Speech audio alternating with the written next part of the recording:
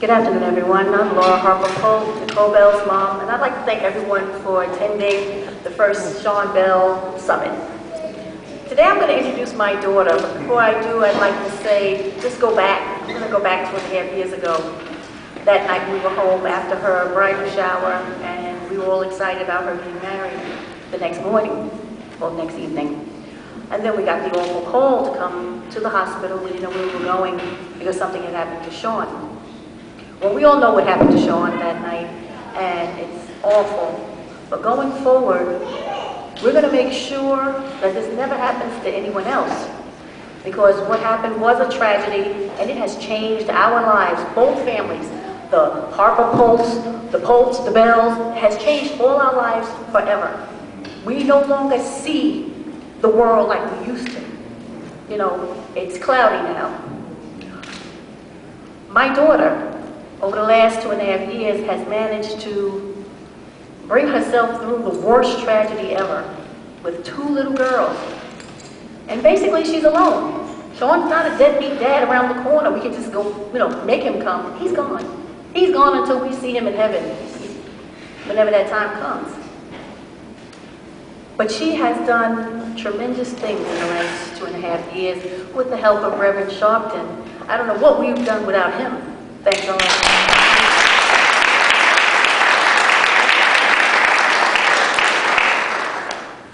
So moving forward, here we are today, the first Sean Bell Summit, and I'd like to introduce my daughter, Nicole Pope Bell, who I'm very proud of.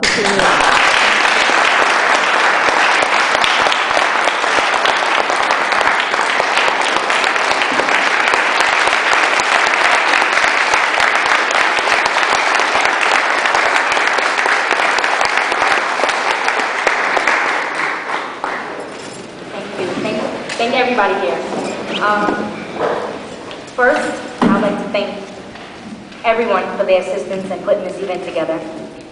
My parents, Laura and Les, my sisters, Shelby and Corey and Titi, who have been steady in their support and gave up their lives over the last 2 years to provide their support and love.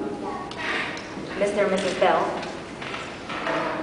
who not only have endured the pain of losing their son, but also had to nurture me, and as well as Jada and Jordan. Reverend Al Sharpton, who has been by my side hours after Sean's death and never wavered for a moment in his support. There were days that it was Reverend Sharpton who motivated and encouraged me. Susan, who has worked with me and has been by my side, building and creating a program that would enrich young people. Congressman Gregory Meeks, who starts every conversation with, "What does Nicole and Mr. and Mrs. Bell think?" He listens and then goes out and does it. All of my other elected officials that are here, Councilman Johnson, Leroy Conley, and Councilman Sanders, and everyone who always supported us. Each and every one of you, I feel, is a part of my family. I don't know all of your names, but your faces do stand out.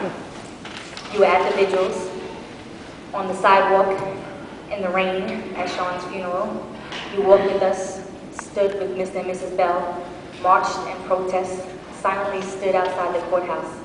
Some of you every day before you went out to work. It was the prayers that you whispered, and the well wishes for our family, the signs you held up. Knowing that you were there, it meant a lot to me. I'm not going to stand here and tell you that the last 2 years haven't been the hardest of my life. What was supposed to be the best day of my life turned into the worst. When you receive a call and on the other end you hear that something terrible has happened to Sean, the first thing you want to ask is, God, why is this happening to me? When I found out there were 50 bullets and 3 unarmed innocent young men killing Sean Bell and several severely wounding Joe and Trent, all I could say was that I just wanted Sean back, and it was supposed to be our wedding day. 1 year ago today, after a difficult 6-week trial, the verdict rendered by Judge Arthur Cooperman acquitted all 3 officers. And what you did not know was that I had to be carried into a side room because I couldn't even walk. I was confused. Where was the justice? Sean was dead.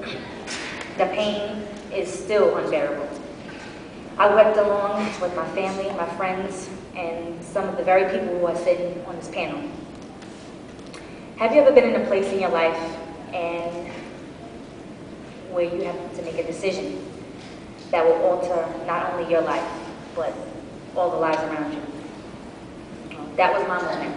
On April 25th, 2008, I had to make a decision. When I walked out of the courthouse that day, hand in hand with Reverend Sharpton and the rest of the family, it was for our daughters, for all the wives, mothers, and family who have suffered devastating loss due to excessive force by police departments around the country. It was for Sean's legacy. Then I began to see the small miracles in the tragedy. Young men who would never speak to no other embarrassed as brothers regardless of race and ethnicity. Racial profiling of brown and black men were openly discussed. Policies began changing. I also found myself in a place where I needed to forgive.